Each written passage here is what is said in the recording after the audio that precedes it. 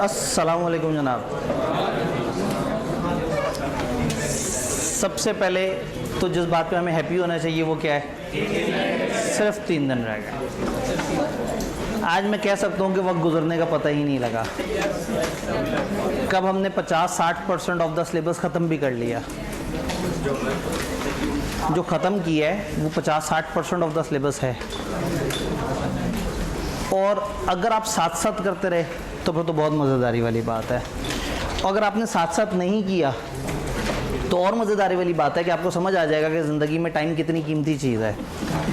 आपको एक अपॉर्चुनिटी मिली थी कि आप 12 दिन सिर्फ साथ साथ चलें तो आप by the end of those 12 days आप 80-90% सिलेबस ख़त्म कर चुके होंगे। लेकिन ज़ाहिर है आप लोगों की बहुत और मजबूरियाँ भी हैं। आप लोगों ने अकाउंटिंग के लेक्चर्स देखने की कोशिश भी करनी थी, वो तो पेंडिंग पे चले ही गए, लेकिन ऑडिट भी हाथ से चला गया। कोई बात नहीं, आज समेत अगले 3 दिन और आज वाला दिन भी अगर आप ऑडिट को दे देंगे तो भी कोई बहुत ज़्यादा बड़ा नुकसान अभी आपको नहीं हुआ। आप ज़िंदगी में वापस आ सकते हैं। लाइफ में कोई भी कभी भी वापस आ सकता है। ऐसे लोग देखें 6-6 7-7 अटैम्प्ट्स तक कोई पेपर पास नहीं हुआ, फिर ऐसे पास करना शुरू करते हैं कि 2 अटैम्प्ट में कैफ ख़त्म कर लेते हैं और 3 अटैम्प्ट में सीफैप दे के क्वालिफाई करके बैठे होते हैं। और ऐसे भी देखे हैं जो पास करते करते करते करते एंड पे चले जाते हैं, एक पेपर रह जाता है उसकी 10 अटैम्प्ट दे देते हैं। बड़ी पर्सनल सी स्टोरी है। ठीक है, 5 साल में 20 पेपर और फिर 5 साल में 1 पेपर। अगेन ये डिपेंड करता है आपके ऑब्जेक्टिव्स क्या हैं। ये जिन साहब का जिक्र करूँ, हो सकता है उनका ऑब्जेक्टिव वो बस मैंने पढ़ाना है और अन्य पढ़ाना है, और जो पेपर रहता है वो BFD हो जिसका ज़िंदगी में कभी पढ़ाने का मूड ना हो, जिसमें हुई इंटरेस्ट वाली बातें, तो बस ठीक है उस पेपर को साइड पे किया। जैसे ही आप फोकस चेंज करते हैं, अब फोकस वाज ऑन टीचिंग, तो टीचिंग चल रही थी लेकिन पेपर अपनी तसल्ली से ही पास हुआ। खैर हमारे टाइम पे ऑनलाइन क्लास भी नहीं होती थी, नहीं तो किसी की ऑनलाइन क्लास ही ले लेते।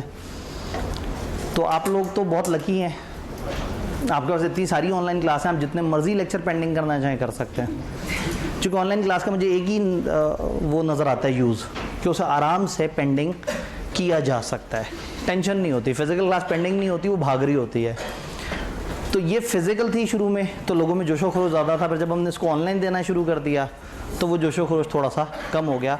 लेकिन शुक्र है शुरू के 3-4 दिन हमने होल्ड कर लिया, जिससे एक फ्लो, एक मोमेंटम बन गया। ठीक है, तो उस टाइम पे आपको बुरा लगा होगा, लेकिन वो एक अच्छा फैसला था कि कम से कम जो फिजिकली आ रहे हैं और जो साथ साथ चल रहे हैं वो साथ साथ चल सकें। तो अब हम लोग आ गए हैं बड़े नाजुक मोड़ पे। जैसे पाकिस्तान जिस तरह के मोड़ों से गुजर रहा है, बड़े अरसे से गुजरे जा रहा है, तो अब हम एक नाजुक मोड़ पे आ गए हैं, सब्सटेंटिव प्रोसीजर्स।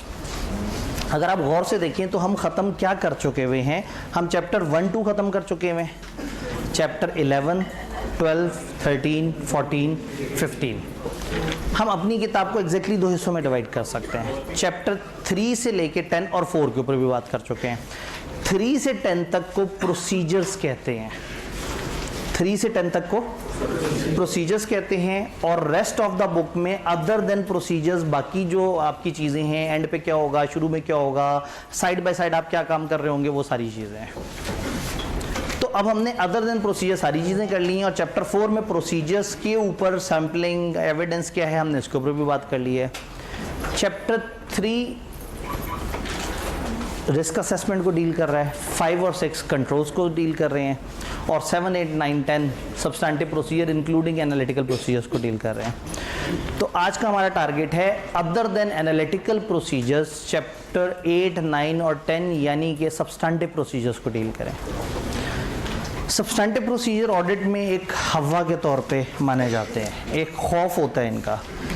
यानी कि कोई भी ऑडिट का स्टूडेंट किसी नए ऑडिट के स्टूडेंट को बताता है, यार तुम ऑडिट कर तो रहे हो, बस सब्सटेंटिव प्रोसीजर जब आए ना अलर्ट हो जाना, उस पर 2 महीने लगेंगे, बड़े ध्यान से उसे पढ़ना। वो जितना मर्जी ध्यान से याद करो फिर भूल जाते हैं, और IQ का सवाल फिर समझ नहीं आता।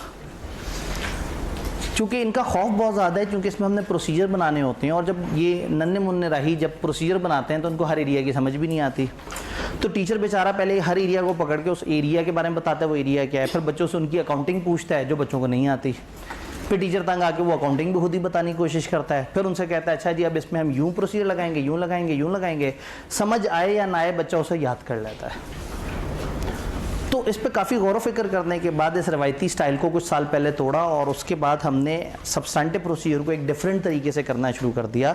रादर देन कि मैं आपको 30-40 सब्सटेंटिव प्रोसीजर्स बताऊं अलग अलग एरियाज़ के और आपसे कहूं कि उसको रट्टा लगा लें, मैं आपको उसके पीछे की रूह समझाने की कोशिश करूँगा कि सब्सटेंटिव प्रोसीजर होते क्या हैं, बनाते क्यों हैं और वेरीफाई करना क्या होता है। अगर आपको पीछे की रूह समझ आ गई, रीज़न समझ आ गई, तो आप इस काबिल हो जाएंगे कि आप अपने सब्सटेंटिव प्रोसीजर खुद बना सकते हैं। पेपर के लिए आपको किसी सिंगल एरिया का कोई भी सब्सटेंटिव प्रोसीजर याद करने की ज़रूरत नहीं होगी। ज़्यादा से ज़्यादा आप किताब को एक दफ़ा देख लेंगे। अब यहाँ पे एक चीज़ मुझे पूछनी पड़ेगी कुछ टीम मेंबर से। मेरे असल में 2 अदर टीम मेंबर्स और दोनों की जॉइनिंग भी हो गई। एक तो दूसरे शहर चला गया, एक फर्म में चला गया, तो अचानक से हम जो है ना वो टीम लेस हो गए। लेकिन मेरे पास फिर भी एक टीम मेंबर और भी हैं, एक ऑनलाइन टीम मेंबर। वो बुक्स वाला मामला आपको कुछ पता है? अच्छा, वो ग्रुप में मैसेज आया, ठीक है। चूँकि मैंने कल जिन लोगों के ज़िम्मे लगाया था, अचानक से रातों रात उन्हें नेशनल बैंक कराची से उन्हें जॉइनिंग की कॉल आ गई और उन्होंने कहा जी बस 1 दिन के फासले पे पहुंचो जी। हाँ, तो फिर वहाँ टी रूम में या कहीं ना मिस से एक दफ़ा कंफर्म करें। वो बुक्स की एक एक्टिविटी है, वो चले मैंने बता देता हूँ। आप में से जितने ऐसे लोग हैं जिनके पास बुक नहीं है, मेरी बुक नहीं है, सॉफ्ट में है, फिज़िकल नहीं है, उनको हम बुक दे देंगे ताकि जो है जब मैं ये सब्सटेंटिव प्रोसीजर आपको कराऊँ तो आप घर जाके उसको कहीं से रिलेट कर सकें फिज़िकल। फिर आपने बुक वापस नहीं करनी होगी अगले दिन, वो बुक आपको मिल जाएगी। तो एक अंदाज़ा लगा लेते हैं कितने ऐसे लोग हैं जिनके पास किताब नहीं है। तकरीबन आधों के पास नहीं है और आधों के पास है जी। पुरानी है सर। अच्छा देखें, पुरानी और नई में चेंज कोई नहीं है, सिर्फ प्रेजेंटेशन का चेंज है। मैंने तरतीब थोड़ी सी आगे पीछे की है। कंटेंट चूँकि सिलेबस में कोई चेंज नहीं आया था इस दफ़ा, तो अगर पुरानी बुक पे निशान लगे हुए हैं तो वो अच्छी बात है। आपने लेनी है किताब ले लें, लेकिन शायद आपके अपने हाथ से लिखे हुए जो निशान है उनकी बड़ी ज़्यादा इंपॉर्टेंस होती है। तो जिनके पास सिरे से किताब नहीं है उनके लिए इफेक्टिव है। तो मेरे ख्याल में कोई 60 के करीब बुक्स जो है वो यहाँ पे हम मतलब इनकी टीम को साथ मिला लें, मुदस्सर भाई की, और 60 के करीब किताबें यहाँ ले आते हैं और स्टूडेंट्स को दे देते हैं जिनके पास नहीं है। क्योंकि कल परसों मुझे अंदाज़ा हुआ कि हमारे पास कुछ बुक्स अवेलेबल हैं, तो मैंने कहा कि बजाय इसके कि हम एंड पे उनको बेच के मरुंडे खाएं, ठीक है, तो कम से कम बुक्स मौजूद हैं, काम आ जाए। खैर हमारे लिए आसान काम है क्योंकि हम किताबें साथ में फ्री देते हैं। तो हम अगली दफ़ा भी, चूँकि सिलेबस चेंज होने का कोई एक्सपेक्टेशन नहीं है अगली दफ़ा, और स्टैंडर्ड ऐसा कोई चेंज भी नहीं हुआ, सिर्फ कोड ऑफ एथिक्स आई के आपको याद आते आते टाइम लगेगा। तो खैर हम वो किताबें अगले सेशन में भी चला सकते थे, लेकिन फिर सोचा कि चलो अगर कुछ बच्चों को किताब मिल जाएगी तो उनको भी रिवॉर्ड मिल जाएगा। क्योंकि जब उनको बच्चों के सामने रिवॉर्ड का जिक्र हो रहा होगा, याद है जो यहाँ पे बैठा होगा उसको रिवॉर्ड मिलना है कोई, मैंने जिक्र किया था ना, जो यहाँ पे खातून अगर वो मौजूद होंगी और वो हेल्प कर रही होंगी उनको रिवॉर्ड मिलेगा। तो अकेली उन खातून को रिवॉर्ड मिलेगा तो बाकियों को दुख लगना था। तो बाकियों को जी इनका बटन इधर लगवा लें ताकि हमें रिवॉर्ड मिल जाए। तो मुझे पता था कि जब उन्हें रिवॉर्ड मिलेगा तो बाकी ऐसी गंदी गंदी सी बातें करेंगे, ऐसी मायूसी वाली बातें करेंगे कि जी हमें क्यों नहीं मौका मिला, हम जो है वो इसको अवेल कर लेते। तो अब बाकियों को किताब मिल जाएगी। और जिन खातून ने काफ़ी हेल्प की हमें थ्रू आउट, और यही खातून रही हैं एंड तक मेरे ख्याल में शुरू से, ठीक है, तो इन खातून को जो है वो उसमें एक रिवॉर्ड भी मिल जाएगा और किताब तो आप लोगों को मिल ही रही है। तो अब पढ़ाई शुरू करते हैं। असल में किताब का मकसद ये है कि अगर मैं आपसे कहूँ ना सॉफ्ट में जा के देखना है तो सब्सटेंटिव प्रोसीजर में ऐसा ना हो कि आप अपने पुराने ही पैटर्न पे चल पड़ें, या तो आप ये लेक्चर सिरे से भूल जाइएगा और वैसे ही कीजिएगा जैसे आप करते आ रहे हैं। और अगर आपको ये लेक्चर समझ आए, पसंद आए, अप्रोच अच्छी लगे तो फिर इस पैटर्न पे शिफ्ट होने से आपकी ज़िंदगी बहुत आसान हो सकती है। तो एक दफ़ा लेक्चर अटेंड कर लें, बाद में डिसाइड कर लीजिएगा। अगर डिसीजन लेना हो कि हाँ भाई मैं सारे एरिया के सब्सटेंटिव प्रोसीजर इस पैटर्न पे सोचूं, तो इसलिए मैं आपको किताब दे रहा हूँ कि किताब में वो पैटर्न अलग से मौजूद है, ठीक है। यहाँ पे वो करके जो डिफरेंट वो हैं टीम मेंबर्स, इनसे कहते हैं ये हेल्प कर देंगे जी। मुदस्सर भाई आपकी टीम अगर इसमें हेल्प कर दे तो जो है ना डिस्ट्रीब्यूशन में, ताकि ये वाले भाई जो है ना पढ़ाई पे फोकस कर सकें।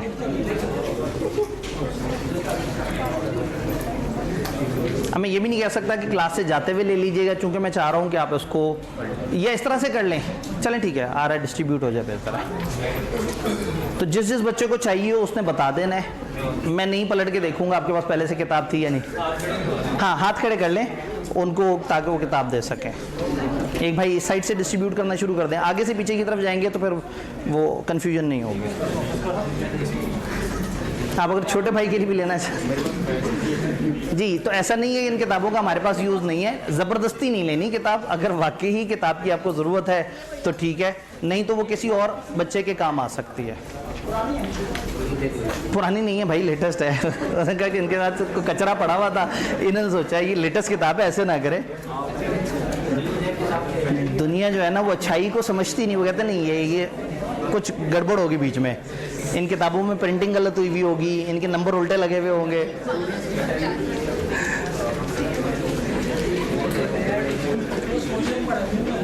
अच्छे जी।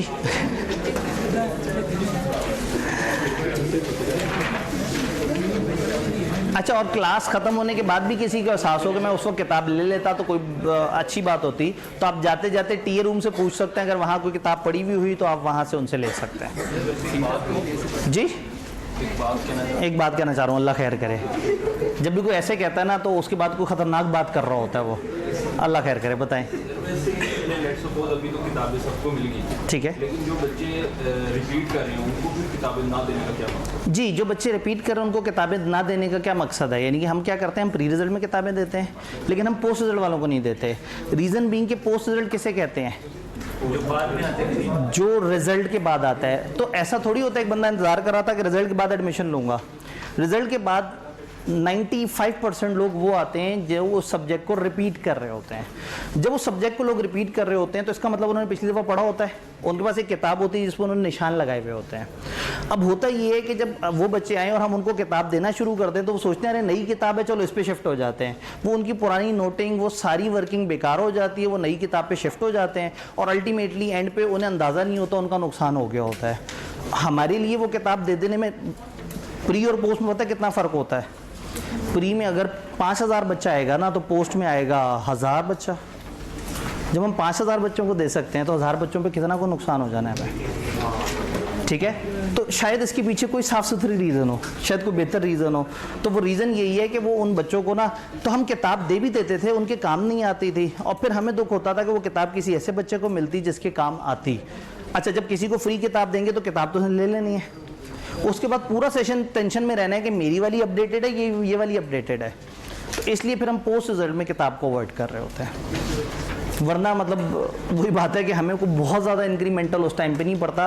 5000 किताबों पे जब मतलब हमने 50 लाख से ऊपर लगा लिया तो वो उस 1000 किताब पे भी हम कर लेंगे, तो हमारा आधे करोड़ से ऊपर तो किताबों पे लगता है। तकरीबन पिछले सेशन में 57 लाख की किताबें थी।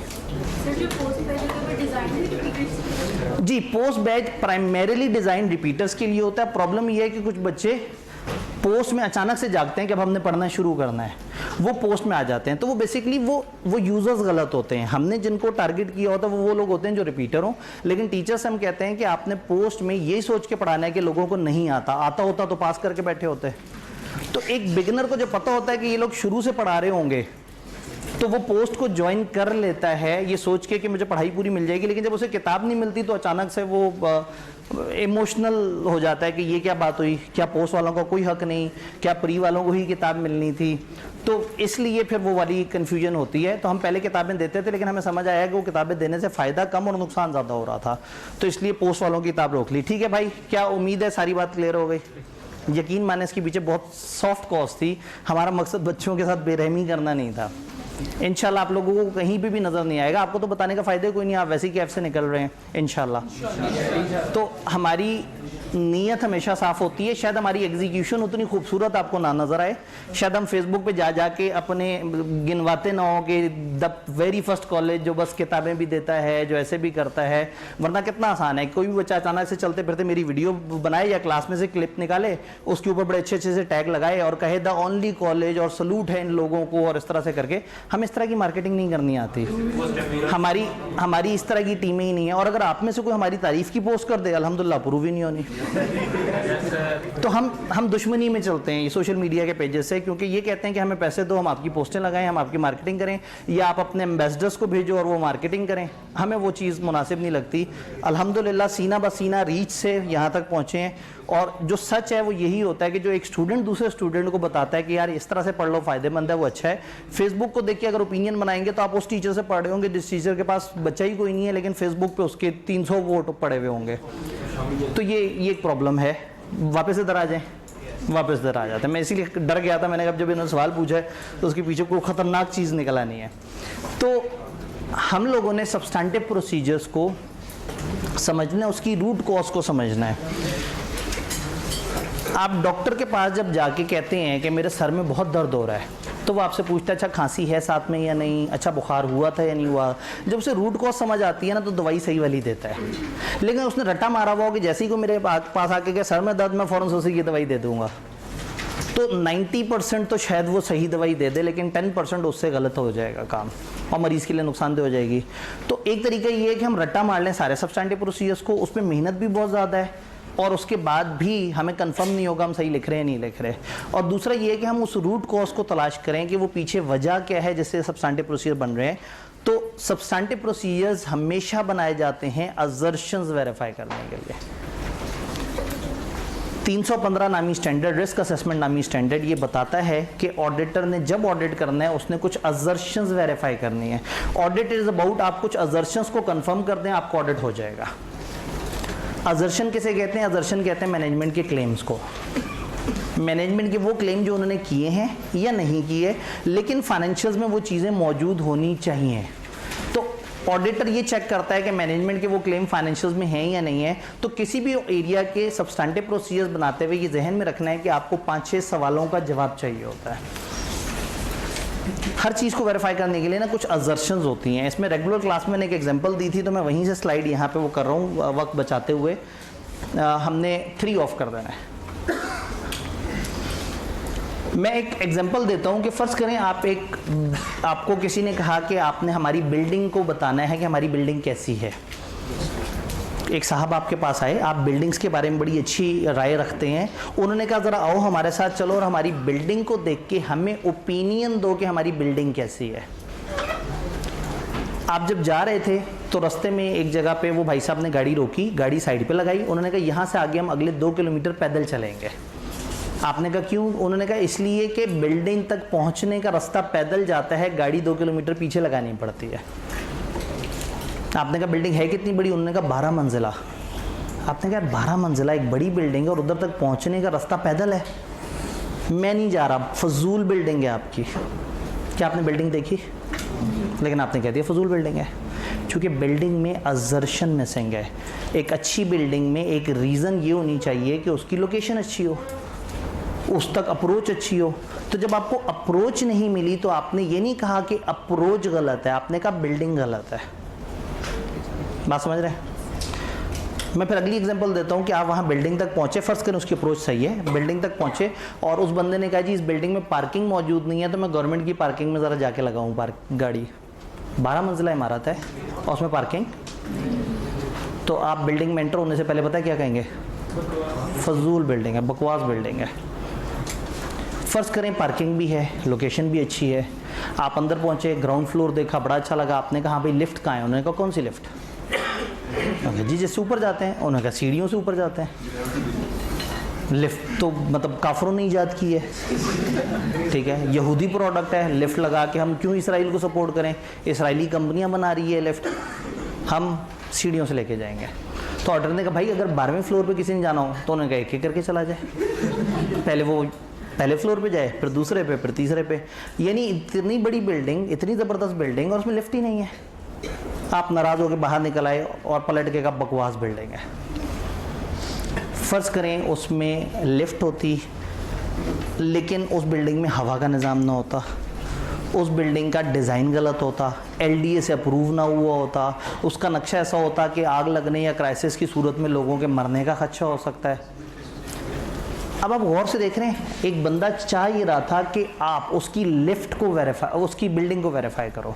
आप कह रहे हो तुम्हारे पार्किंग नहीं है, तुम्हारा रास्ता सही नहीं है, तुम्हारी लिफ्ट नहीं है, तुम्हारे पास ये चीज़ें नहीं हैं, तुम्हारे पास वो चीज़ें नहीं हैं। तो ये सारी की सारी जो डिफरेंट चीज़ें आप देख रहे हैं, टेक्निकली ये असर्शंस हैं। अगर ये असर्शंस होंगी बिल्डिंग में तो बिल्डिंग अच्छी है। मैं एक एक करके असर्शंस को देखूंगा, जब सारी असर्शंस पे टिक लगा दूंगा मैं कहूँगा तुम्हारी बिल्डिंग अच्छी बनी हुई है। इनमें से एक भी मिसिंग है ना तो मैं कहूँगा तुम्हारी बिल्डिंग अच्छी नहीं है। बात समझ रहे हैं? तो जब आपने किसी चीज़ को वेरीफाई करना होता है, तो जब उसे वेरीफाई करते हैं तो उसके कुछ फीचर्स को वेरीफाई करते हैं, उसमें कुछ चीज़ें मिलनी चाहिए आपको। वो चीज़ें मिल जाएँ तो आप कहते हैं गुड, वो चीज़ें ना मिलें आप कहते हैं बैड। उन चीज़ों को असर्शन कहते हैं, मैनेजमेंट के उन क्लेम्स को। अब किसी ने आपको कहा ये मेरे फाइनेंशियल स्टेटमेंट है, देखो, आपने कहा अच्छा इन फाइनेंशियल स्टेटमेंट में ये 6-5 असर्शंस मौजूद हैं, आप एक एक करके असर्शंस को वेरीफाई कर लें, फाइनेंशियल्स वेरीफाई हो जाएंगे। तो अब अगर आपसे कोई कहे सेल्स के सब्सटेंटिव प्रोसीजर बनाने, आपने कहना है 1 मिनट रुको, सेल्स में ये 6 असर्शंस होती हैं, मुझे एक एक करके इन असर्शंस का जवाब चाहिए। अगर मुझे जवाब मिल गया तो तुम्हारी सेल्स ठीक है। सेल्स हो, परचेज हो, एक्सपेंस हो, एसेट हो, लाइबिलिटी हो, कोई भी एरिया हो, जब आपने उसकी असर्शंस वेरीफाई कर ली तो मसला हल हो गया। तो रादर देन मैं इसमें एक मशहूर चीनी कहावत, जो पहले फ्रांसीसी कहावत होती थी, चीनी कहावत जो कहते हैं कि मैं अपनी कौम को मछलियाँ पकड़ के नहीं दूंगा, मैं अपनी कौम को मछलियाँ पकड़ने का तरीका सिखाऊंगा। माओ ज़ेडुंग ने ये बहुत दफ़ा कोट किया है, और ये उससे पीछे एक फ्रांसीसी फलयूद रसफ्यूकी की कहावत है, लेकिन बहरहाल वो बेचारे को कोई नहीं जानता। दुनिया में ऐसा ही होता है, अजीम लोग मर जाते हैं और जो मार्केटिंग जिनको करनी आती है उनका नाम रह जाता है। तो हुआ ये कि उन्होंने एक लीडर ने कहा कि मैं अपनी कौम को मछलियाँ पकड़ के नहीं दूँगा, मैं उन्हें मछलियाँ पकड़ने का तरीका सिखाऊंगा। क्योंकि आज अगर मैंने उन्हें मछलियाँ पकड़ के दे दी और उन्होंने आज का खाना खा लिया तो कल भी मेरे ज़िम्मे होंगे, परसों भी। तो जब मैं चला जाऊँगा तो उन्हें मछलियाँ मिलने बंद हो जाएंगे। तो मैंने मछलियाँ पकड़ के नहीं देनी, मैंने मछलियाँ पकड़ने का। तो मैं आपको हर दिन सब्सटेंटिव प्रोसीजर सिखाऊँ, मैं आपको बार बार सिखाऊँ, मैं सारे एरियाज़ के सब्सटेंटिव प्रोसीजर आपको बताऊँ और आप उसे याद करें, और आप फिर डिपेंडेंट रहेंगे। कोई नया एरिया हुआ तो भी सर से ही पूछेंगे कि उसके प्रोसीजर बताओ। वाई नॉट मैं आपको वो तरीका सिखा दूँ जिससे आप अपनी मछलियाँ खुद पकड़ के खाएँ।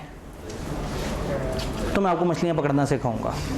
वो मछलियाँ कैसे पकड़ेंगे, आपको असर्शन समझ आ जाए। किसी भी एरिया में 6 सवाल या 5 सवाल जिनमें से 6 असर्शंस छुपी हुई हैं, जब ये समझ आ गए तो कोई भी एरिया आपने पकड़ना है और आपने हेडिंग बाय हेडिंग उसका जवाब देना शुरू कर देना है। कोई रट्टा लगाने की ज़रूरत नहीं है, कुछ याद करने की ज़रूरत नहीं। हाँ, एक चीज़ की ज़रूरत है, एक एरिया की असर्शन सोचें, प्रोसीजर सोचें, किताब को एक दफ़ा ज़रूर पढ़ लें। अपनी किताब देने का एक मकसद ये भी है कि मैंने इसमें ज़्यादातर procedure assertion by assertion divide किए हुए हैं, ताकि हम असर्शन बाय असर्शन जब चीज़ें समझ आ जाएं तो हम उसको आराम से लिंक कर सकें। वो 5 सवाल के हैं, उन 5 सवालों के लिए हमें मज़ीद अंधेरा करना होगा, चूँकि वो ब्लैक स्क्रीन पे हैं। ये 2 भी गायब कर दें, कुछ ना कुछ बात बन गई। ऊपर वही शानदार कॉल, मैं अपनी कौम को मछलियाँ नहीं पकड़ के दूंगा, मैं उनको मछलियाँ पकड़ने का तरीका सिखाऊंगा। इतनी गंदी राइटिंग में तरीका सिखाऊंगा तो बस पकड़ लिया आपने मछलियाँ। लेकिन इतनी गंदी राइटिंग के लिए ना ज़िंदगी में अजीम होना पड़ता है, ठीक है। आप देखें डॉक्टर्स जो जितने ज़्यादा मोतबर डॉक्टर होते हैं वो उतनी गंदी लिखाई में लिखते हैं। रिसर्च रिपोर्ट ये कहती हैं कि वो लोग जिनके पास टाइम कम होता है और जो समझाना ज़्यादा चाहते हैं और लिखना कम चाहते हैं, वो गंदा लिखते हैं, क्योंकि वो जल्दी जल्दी से लिखते हैं। वो कहते हैं लिखना एक गैर ज़रूरी टाइम वेस्टिंग एक्टिविटी है, किसी को समझा देना एक अच्छी एक्टिविटी है। तो जल्दी जल्दी से लिखते हुए हम गंदा लिख देते हैं। खैर, मैं अगर स्लो भी लिखूं तो इससे थोड़ा सा ही बेहतर लिख पाता हूँ, तो इससे हौसला हो गया ना। अगर ऐसे बंदे को क्वालिफाई कर दिया ही कहते हैं, ज़िंदगी बड़ी आसान है। चलें जी, 5 सवाल। कोई भी एरिया जब भी आपके सामने आया, आपने 5 सवाल पूछने हैं। वो 5 सवाल बेसिकली 6 असर्शंस की तरफ लेके जा रहे होते हैं। पहला सवाल, जिस भी एरिया का आप ऑडिट कर रहे हैं, वॉज या वर दोस प्रेजेंट। आपको किसी ने कहा सेल्स को ऑडिट करो, आपने कहा 1 मिनट सेल हुई थी। आपको किसी ने कहा एसीज को ऑडिट करो, आपने कहा एसी मौजूद थे। किसी ने कहा लोन को ऑडिट करो, क्या लोन था। किसी ने कुर्सियों को ऑडिट करो, क्या कुर्सियाँ मौजूद थी। पहला सवाल, जिस चीज़ का ऑडिट हो रहा है क्या वो चीज़ मौजूद थी। दूसरा सवाल, क्या वो कंप्लीटली रिकॉर्ड हुई थी। अब आप तहकीक करें कि जिस भी चीज़ का आपने ऑडिट करना है क्या वो सही पूरी कंप्लीट रिकॉर्ड हुई है। तीसरा सवाल, क्या वो ठीक अमाउंट पे रिकॉर्ड हुई है। एक तो है ना पूरा रिकॉर्ड हो गया, 2700 सेल्स थी, सारी रिकॉर्ड हो गई। अगला सवाल क्या है, ठीक अमाउंट पे रिकॉर्ड हुई है। चौथा सवाल बड़ा ही अजीब सा सवाल, क्या रिकॉर्ड होनी भी चाहिए था नहीं, क्या फाइनेंशियल से रिलेट भी करती थी। एसी हमारा था ही नहीं, हमने किसी और का एसी उठा के लगाया हुआ था, तो क्या ये रेलेवेंट भी है फाइनेंशियल से। सेल्स हमारी थी ही नहीं, अगले साल की सेल थी, हम इस साल में दिखा रहे हैं, तो क्या वो फाइनेंशियल से रेलेवेंट भी है। पांचवा सवाल, क्या उसका डिस्क्लोजर स्टैंडर्ड्स वगैरह के मुताबिक सही हुआ है, क्या उसको सही जगह क्लासिफाई किया गया है, और क्या उसको जो भी डिस्क्लोजर जितने जितने फॉलो होने चाहिए थे उसके मुताबिक किया गया है। तो अब मुझे कोई भी एरिया मिले, कोई मुझे कहे आपने फर्नीचर का ऑडिट करना है, तो मैं देखूंगा क्या फर्नीचर मौजूद था सारा, क्या सारा फर्नीचर रिकॉर्ड हुआ था, क्या फर्नीचर ठीक अमाउंट पे रिकॉर्ड हुआ था, क्या फर्नीचर फाइनेंशियल में आना चाहिए एज एन एसेट या नहीं, और क्या फर्नीचर स्टैंडर्ड्स के मुताबिक सही से डिस्क्लोज हुआ था। अगर मुझे पांचों सवालों का जवाब यस में मिल गया तो मेरा फर्नीचर का एरिया ऑडिट हो गया है, मैंने उसके सब्सटैंटिव प्रोसीजर्स बना दिए। अब आपको पता है कि 7 तरीके होते हैं, इंस्पेक्ट कर लो चीज़ को, ऑब्जर्व कर लो, इंक्वायर कर लो, रीकैलकुलेट कर लो, रीपरफॉर्म कर लो, खत भेज लो, या मैथमेटिकल एनालिसिस कर लो। यही 7 में से कोई से 2-3 तरीके आप हर असर्शन के ऊपर लगा सकते हैं। तो पेपर में बिल्कुल ब्लैंक हो जाए तो आपने उन 7 को सोचना और हर सवाल के जवाब में उनमें से जो 2-3 लग रहे हैं आपने उसे लगाना शुरू कर देना है। अब ये तो सवाल है, मैं बात कर रहा था असर्शन। असर्शन चंद वर्ड्स हैं जो बेसिकली इन सवालों के पीछे हैं। अब एरियाज होते हैं 2 तरह के, कुछ को हम कहते हैं अकाउंट बैलेंसेस और कुछ को हम कहते हैं class of transaction. Account balance वो एरिया होता है जो ईयर एंड का बैलेंस हमारे लिए इंपॉर्टेंट होता है। एसेट्स, लायबिलिटी, इक्विटी, जिनका कैरी डाउन बैलेंस नहीं निकालते लेजर में, वो एज एट वाले वो होते हैं अकाउंट बैलेंस। और जो पूरे साल के होते हैं वो होते हैं class of transaction for the period. Profit and loss for the period होता है और बैलेंस शीट या फाइनेंशियल पोजीशन एज एट होती है। तो डेटर में 30 जून इंपॉर्टेंट है, 29 इंपॉर्टेंट नहीं है। पूरे साल क्या हुआ वो इंपॉर्टेंट नहीं, 30 जून पे कितने डेटर खड़े थे और 30 जून पे कितनी प्रोविजन थी वो इंपॉर्टेंट है। साल भर की इन्वेंट्री इंपॉर्टेंट नहीं है, 30 जून की इन्वेंट्री इंपॉर्टेंट है। साल भर हमने लोन लिया था नहीं लिया था इररिलेवेंट है, 30 जून पे लोन लिया हुआ है या नहीं लिया हुआ। पूरे साल लोन लिया था और 29 जून पे वापस कर दिया तो 30 जून पे क्या आएगा, 0। तो अकाउंट बैलेंस में हमारे लिए ज़रूरी होता है आखिरी दिन 30 जून या जो भी ईयर एंड है। और क्लास ऑफ ट्रांजैक्शंस में यानी कि प्रॉफिट एंड लॉसेस में जो एक्सपेंस और इनकम्स हैं उसमें लिए ज़रूरी होता है पूरा साल क्या हुआ। हम ये नहीं देखते 30 जून को कितनी सेल हुई है, हम देखते हैं पूरा साल कितनी सेल हुई है, पूरा साल कितनी परचेज हुई है, पूरा साल कितना एक्सपेंस हुआ, पूरा साल कितनी डेप्रिसिएशन हुई है। तो जो इनकम और एक्सपेंसेस होते हैं वो फॉर द ईयर होते हैं और जो एसेट लायबिलिटी और इक्विटी होता है एज एट। तो अब इन दोनों में असर्शंस के नाम फ़र्क हैं। जो 30 जून पे मौजूद एसेट्स या लायबिलिटीज़ वगैरह हैं उनके बारे में मैं ये कहूँगा क्या वो एग्जिस्ट करते थे, सवाल है मौजूद थे या नहीं। तो असर्शन का नाम क्या है, एग्जिस्टेंस, कंप्लीटनेस, फिर अमाउंट ठीक थी या नहीं, तो एक्यूरेसी, वैल्यूएशन, एलोकेशन सही थी। एक्यूरेसी फिर उसको वैल्यू सही से किया गया था, सही जगह लोकेट किया गया था। क्या हमसे रिलेट करते थे राइट्स एंड ऑब्लिगेशन, वो जो एसेट थे क्या वो हमारा राइट था, वो जो लायबिलिटीज़ थी क्या वो हमारी ऑब्लिगेशन थी। फिर वो प्रॉपर डिस्क्लोज हुए या नहीं हुए, तो इसके पीछे 2 असर्शंस होती हैं, क्लासिफिकेशन, प्रेजेंटेशन। क्लासिफिकेशन का मतलब है वो एरिया सही जगह पे क्लासिफाई हुआ था। भाई नॉन करंट एसेट था और आपने करंट में दिखा दिया, गलत किया। नॉन करंट एसेट में ही दिखना चाहिए क्लासिफिकेशन। प्रेजेंटेशन, उस पे वो 6 डिस्क्लोजर होने चाहिए जो IAS 16 ने बताए। तो जब आप कोई भी एसेट पकड़ेंगे वो एग्जिस्ट करता होगा, वो कंप्लीटली रिकॉर्ड हुआ होगा, उसकी वैल्यू ठीक होगी, वो हमारा राइट भी था, वो क्लासिफाई भी सही हुआ है, प्रेजेंट भी सही हुआ है, आप ये सारे टिक लगा के कहेंगे कि इस एरिया में मुझे कोई मसला नहीं। तो अकाउंट बैलेंस में इनका नाम है एग्जिस्टेंस, कंप्लीटनेस, फलाना फलाना फलाना फलाना। क्लास ऑफ ट्रांजैक्शन में कंप्लीटनेस को कंप्लीटनेस ही कहते हैं, क्लासिफिकेशन को क्लासिफिकेशन ही कहते हैं, प्रेजेंटेशन को प्रेजेंटेशन ही कहते हैं। ये 3 तो सेम है। जो 3 फर्क हैं वहाँ एग्जिस्टेंस कहते हैं क्या वो 30 जून पे एग्जिस्ट करता था, और क्लास ऑफ ट्रांजैक्शन में कहते हैं क्या वो साल में हुई थी इधर अक्रंस बोलते हैं, उधर इधर वैल्यूएशन एलोकेशन। आपको पता है 30 जून पे हम हिसाब लगाते हैं इनकी वैल्यू शैल्यू क्या है, जबकि प्रॉफिट लॉस के आइटम में ऐसा नहीं करते। इनकम एक्सपेंस में हिसाब नहीं लगाते कि 30 जून की क्या वर्थ बनती है। हम पूरे साल की ट्रांजैक्शन को देखते हैं वो एक्यूरेट है या नहीं है। तो यहाँ खाली एक्यूरेसी आएगा और वहाँ एक्यूरेसी वैल्यूएशन एलोकेशन। देन क्या वो रिलेट करती थी फाइनेंशियल से, तो यहाँ इस सजेशन का नाम है कट ऑफ। ये बहुत सारी ट्रांजैक्शन हमारे पास नज़र आ रही हैं, लेकिन हमारा साल यहाँ से लेके यहाँ तक है। इससे पीछे पिछले साल की हैं, इससे आगे अगले साल की हैं। तो हमें देखना है कि जो हमारे पास फाइनेंशियल्स में दिखाई गई सेल है, क्या वो हमारे कट ऑफ के टाइम पीरियड के दरमियान है, क्या उससे पीछे या उससे आगे की चीज़ तो नहीं है हमारे पास। ये वेरीफाई करेंगे। एंड फाइनली क्लासिफिकेशन प्रेजेंटेशन उसी तरह से है। तो ये सवाल हमने समझने के लिए समझ लिए, लेकिन आइंदा पेपर में ये 5 सवाल नहीं लिखेंगे, वो 6 अजर्शंस लिखेंगे। क्लासिफिकेशन एंड प्रेजेंटेशन को जोड़ के आप एक अजर्शन बनाना चाहें बना सकते हैं। अगर आप दोनों अलग अलग से ना बता पा रहे हो तो आप हेडिंग दे दें classification and presentation.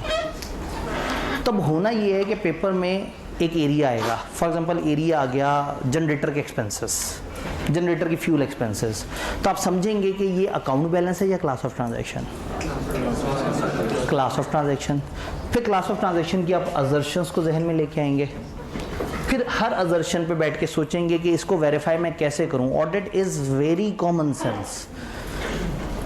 Substantive procedure का कोई स्टैंडर्ड नहीं है। सब्सटैंटिव प्रोसीजर की सपोर्ट में कुछ स्टैंडर्ड हैं, जैसे ISA 505 एक्सटर्नल कंफर्मेशन पे, 501 इन्वेंट्री काउंटिंग के एक स्पेसिफिक एरिया पे, 520 एनालिटिकल प्रोसीजर। ये 3 स्टैंडर्ड हैं जो सपोर्ट करते हैं। लेकिन प्योर जो सब्सटैंटिव प्रोसीजर है ना, किसी भी एरिया के प्रोसीजर्स, किसी भी एरिया को कैसे वेरीफाई करेंगे, कोई ऑडिट स्टैंडर्ड नहीं है उसके लिए।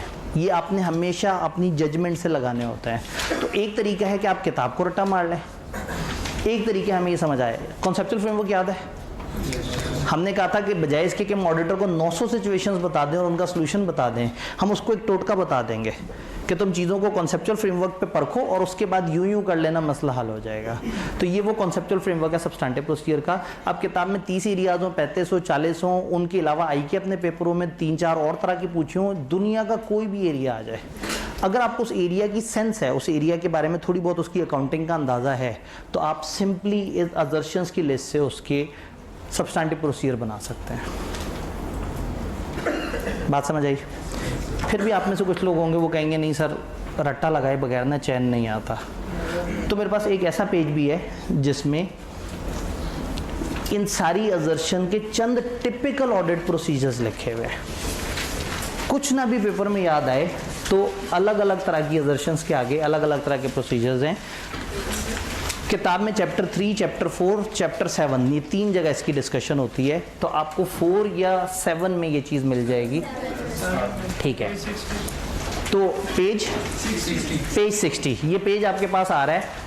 ये पेज दिखाने का मकसद ये नहीं है कि आपने इसे एग्जैक्टली रट्टा मार लेना है। ये दिखाने का मकसद है उन कमज़ोर दिल हजरात के लिए जो कहते हैं सर लॉजिक जैसी चीज़ तो मेरे से ना डिस्कस करें, ये एक फजूल बात कर दी आपने, मुझे बताएं रट्टा क्या मारना है। तो बजाय इसके कि मैं उसे 30 एरियाज रट्टा मारने का कहूँ, मैं कहूँगा भाई कम से कम इसका रट्टा मार लो, पेपर में आके इस तरह की बातें लिख देना, तुम्हें 70-80% नंबर मिल जाएंगे। तो इसमें हर एरिया की टिपिकल प्रोसीजर्स दिए हुए हैं, लेकिन ये पेज आपने अभी नहीं देखना, ये पेज आपने बहुत सारे तजर्बे करने के बाद देखना है। जब आप बहुत सारे तजर्बे कर लेंगे तो उसके बाद आपको ये टिपिकल वर्ड समझ आना शुरू हो जाएंगे। तो थोड़ा सा तजर्बे स्टार्ट करते हैं। सवाल ये है, लाइट्स ऑन कर दीजिएगा तीनों। सवाल ये है कि क्या ये आपको अप्रोच समझ आई? मैंने क्या किया, क्लास के शुरू में थोड़ा सा साइड पे ऑलरेडी लिख के रख लिया ताकि बार बार हम यहाँ पे स्लाइड मत देखें, हम अपने तरीके से चलें। अकाउंट बैलेंस की assertion, existence, completeness, accuracy valuation allocation, rights and obligation, classification, presentation, class of transaction में occurrence, completeness, accuracy, cut off, classification, presentation. तो पेपर में जब भी सवाल आए आपने सबसे पहले समझना है एरिया कौन सा है और फिर उस एरिया के ऊपर काम करना है। नॉर्मली हम लोगों को समझाने के लिए सबसे पहले वो एरिया उठाते हैं जिसको आपने बहुत दफ़ा पढ़ा होता है और जिसके बारे में आपको अकाउंटिंग बहुत अच्छी आती होती है, IAS 16 non current assets. Paper में सवाल आ गया 9 नंबर का या 8 नंबर का, उन्होंने कहा नॉन करंट एसेट्स के ज़रा सब्सटैंटिव प्रोसीजर्स तो बना दो हमें। तो आपने कहा अच्छा नॉन करंट एसेट, पहला सवाल अकाउंट बैलेंस है, क्लास ऑफ ट्रांजैक्शन है, अकाउंट बैलेंस है। हम आ गए इस साइड पे, existence, completeness, accuracy, valuation, rights of obligation, classification, presentation.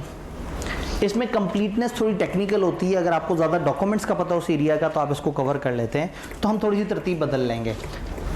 वो नॉन करंट एसेट्स जिनका आपने ऑडिट करना है वो एग्जिस्ट करते थे या नहीं, कोई तरीका है आपके पास उसको वेरीफाई करने का? फिजिकली जाके वेरीफाई कर लेंगे भाई एसी लगा हुआ है, कुर्सियाँ मौजूद हैं। तो एक बड़ा टिपिकल प्रोसीजर है फिजिकल वेरिफिकेशन, जिससे आप एसेट्स को चेक कर सकते हैं। मैनेजमेंट से लिस्ट मांगें और फिर उस लिस्ट को ढूंढते ढूंढते जगह जगह जाके देखें कि एसेट एग्जिस्ट। देखिए एसेट एग्जिस्ट करने का मैनेजमेंट से पूछेंगे तो वो तो कह देंगे, लेकिन हमने रेलेवेंट प्रोसीजर लगाना है। रेलेवेंट प्रोसीजर क्या है? उसको जाके आंखों से देखें। अच्छा कुछ इनके एसेट है, उन्होंने कहा वो हमारे पास नहीं, वो फलाना जगह किराए पे दी है, उनको खत लिख लें। अब वो 7 प्रोसीजर में खत लिखना भी तो है, उनको खत लिख के उनसे पूछ लें कि क्या आपके पास इनकी तरफ से ये पड़ा हुआ है। अगर वो हाँ कहते हैं तो हमें थोड़ी सी एश्योरेंस हो जाए, एग्जिस्टेंस वेरीफाई हुई। बड़े वाले एरियाज की तरफ थोड़ा बाद में आते हैं। राइट्स एंड ऑब्लिगेशन, एसेट में ऑब्लिगेशन बोलूँ या राइट बोलूँ? क्या इन एसेट्स पे हमारा राइट था? ये एसी, इस पे हमारा राइट है या नहीं है, कैसे पता लगेगा? कागज़, रसीद पे लिखा होगा कि ये SBI के नाम पे है, इससे ये राइट कंफर्म हो जाएगा। तो नॉर्मली राइट कंफर्म होता है ओनरशिप डॉक्यूमेंट से। ऐसे कागज़ से जिससे हमें राइट की ऑब्लिगेशन मिली होती है वो कागज़, तो हमें ओनरशिप डॉक्यूमेंट से राइट्स पता लग जाएंगे। क्लासिफिकेशन, नॉन करंट एसेट है, इसको लाइबिलिटीज़ में दिखाना चाहिए नहीं, इसको अदर इनकम में दिखाना चाहिए नहीं। नॉन करंट एसेट का एक अलग पोर्शन बनाना चाहिए और उसमें आपको इनको दिखाना चाहिए। फ्रंट पे आप ग्रैंड टोटल दिखा दें और इसके पीछे एक लंबा चौड़ा सा एक टेबल सा बना हुआ होना चाहिए। तो क्लासिफिकेशन इस कि हम चेक कर लें कि नॉन करंट एसेट को गलती से करंट एसेट में तो नहीं क्लासीफाई कर दिया, गलती से इसको कैपिटलाइज करने के बजाय एक्सपेंस आउट तो नहीं कर दिया गया। यही तो गलतियाँ हो सकती है ना, नॉन करंट के बजाय करंट में डाल दें या इनका वो एसेट के बजाय एक्सपेंस में डाल दें। तो क्लासिफिकेशन को चेक करने के लिए हम देखेंगे कि फाइनेंशियल में इसका ट्रीटमेंट क्या किया गया है और इसके लेजर को स्किम करके देखेंगे कि कहीं इसकी कोई ऐसी ट्रांजैक्शन तो नहीं जो एक्सपेंस वाली थी और इसमें आ गई, या इसकी थी और एक्सपेंस में चली गई। प्रेजेंटेशन, जब प्रेजेंटेशन का जिक्र आता है तो मैं हमेशा कहता हूँ कि अगर आपको पता हो स्टैंडर्ड की रिक्वायरमेंट सारी, तो इंतहाई कॉन्फिडेंस से कह दें कि IAS 16 ने ये 5 डिस्क्लोजर कहे हैं, हम चेक करेंगे कि ये पांचों मौजूद हैं। फर्स्ट करें आपको IAS 16 याद है लेकिन ये याद नहीं कि डिस्क्लोजर कितने थे और कौन से थे, तो कहेंगे हम चेक करेंगे कि क्या इन्होंने IAS 16 के मुताबिक डिस्क्लोजर किए हैं या नहीं किए।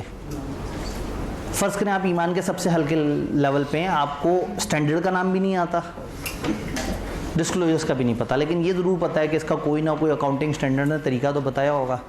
तो आप कहें हम फाइनेंशियल रिपोर्टिंग फ्रेमवर्क के मुताबिक इसके डिस्क्लोजर की कंप्लीटनेस चेक कर लेंगे।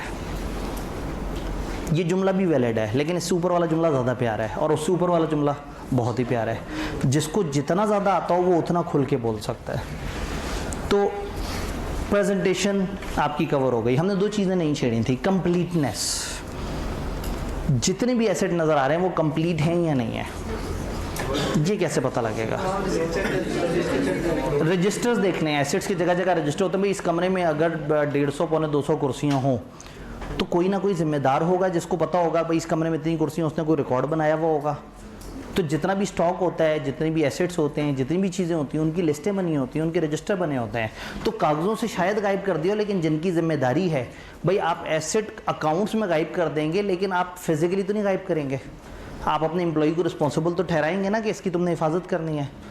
तो जो रजिस्टर्स हैं उनसे वेरीफाई कर लें, जो साल भर की परचेजेज़ हैं उनसे वेरीफाई कर लें, पिछली दफ़ा के एसेट्स की लिस्ट और इस दफ़ा की एसेट्स की लिस्ट को कंपेयर करके देख लें कोई मिसिंग तो नहीं नज़र आ रहा।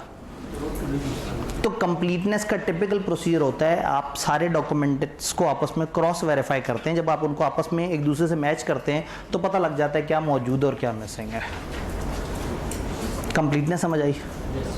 अभी भी सबसे मज़े के अजर्शन रहती है जिसमें आप सबसे ज़्यादा लिख सकते हैं, एक्यूरेसी, वैल्यूएशन एंड, इसमें उसकी अकाउंटिंग देखनी है, क्या अमाउंट सही है, क्या उसकी वैल्यू सही निकली है।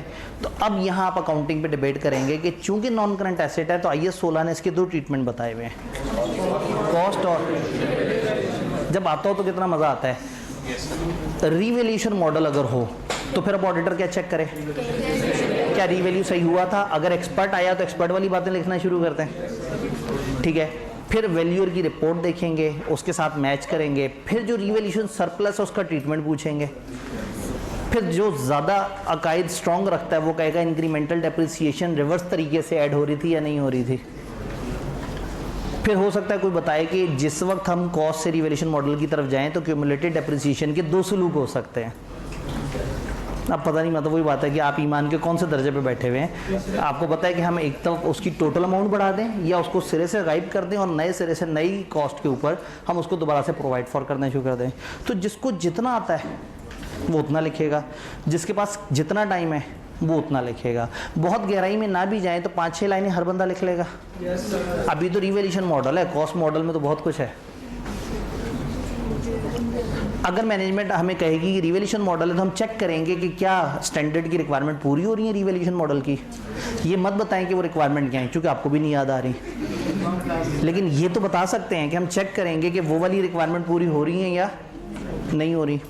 अगर कॉस्ट मॉडल है तो कहीं हम फिर उनका स्केड्यूल चेक करेंगे, उसके ओपनिंग बैलेंसेस चेक करेंगे, साल की एडिशंस देखेंगे, डिलीशंस देखेंगे। भाई देखिए ना, पिछले साल थे 110 मिलियन के अकाउंट्स और इस दफ़ा हैं 122 मिलियन के अकाउंट्स। तो डिफरेंशियल पे काम करें ना। मेनली ओपनिंग तो पिछली दफ़ा से वेरीफाइड हुआ है, तो ज़्यादा ज़रूरी है इस दफ़ा की एडिशन और इस दफ़ा के डिस्पोजल साल भर में 1 या 2 दिन हुआ होगा, एडिशन 5-6 दफ़ा हो गई होगी।